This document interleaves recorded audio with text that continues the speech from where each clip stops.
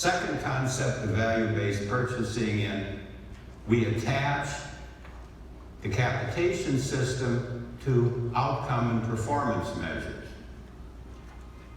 The basic idea, if you do not achieve the outcomes and performance measures, next year you will get a lower capitation rate. So it's no longer based upon process, and counter-based payment systems are based upon process. Value-based purchasing is based upon quality of care and outcomes. And I need not tell you, you all know this as well as I do, that we have huge amounts of work to do in behavioral health to move the agenda of our outcomes and performance measures. About 20 years ago, I had a lot of work with Australia. They invited me over and I gave some talks there. And one of the things they said is, well, you Australians ought to develop and adopt a national outcome measurement system. This was to the mental health field, for the mental health field. Unlike us, they went on and they actually did that. There is not a single mental health consumer in Australia today that does not have a set of outcome measures. Outcome measures from the person's point of view, outcome measures from the provider's point of view. So they went on and they actually developed this and have a universal system. We too will get there, but we have a long way to go yet. And then finally, I want to also add something that's not a reality yet. Right now, there's a piece of legislation on the Hill called the Understand Act. We always have very colorful titles for our legislation.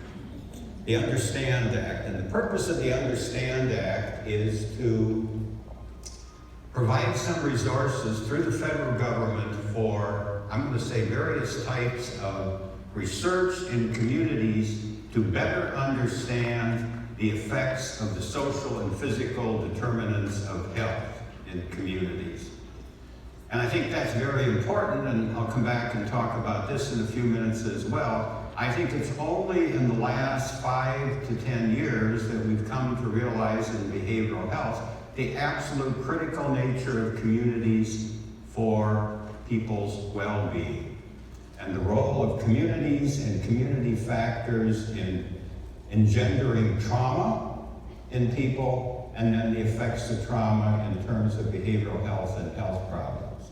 A classic example of that, literally from California, is the fact that if I know your zip code in California, I can predict with a very high degree of accuracy how long you are going to live. And there's huge differences. The differences between various zip codes in California can be more than 20 years.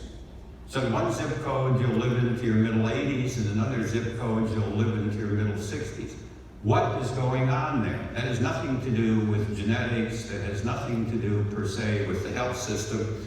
We need to better understand what's going on in those communities leading to those factors. So the purpose of the Understand Act is actually provide resources.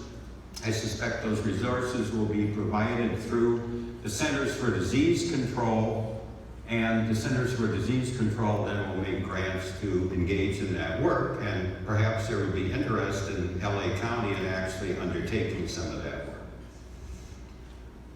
Okay, so now I want to go kind of to related things. So what are the evolving models of integrated care?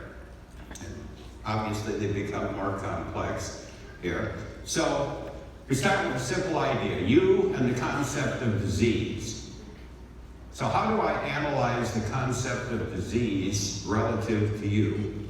So the simplest concept is I have one dimension. One end of the dimension is you have disease, the other end of the dimension is you are healthy. You're ill or you're healthy. And I think we had that concept for centuries. And then we learned about 40 years ago that that concept doesn't really fully reflect what we need to reflect.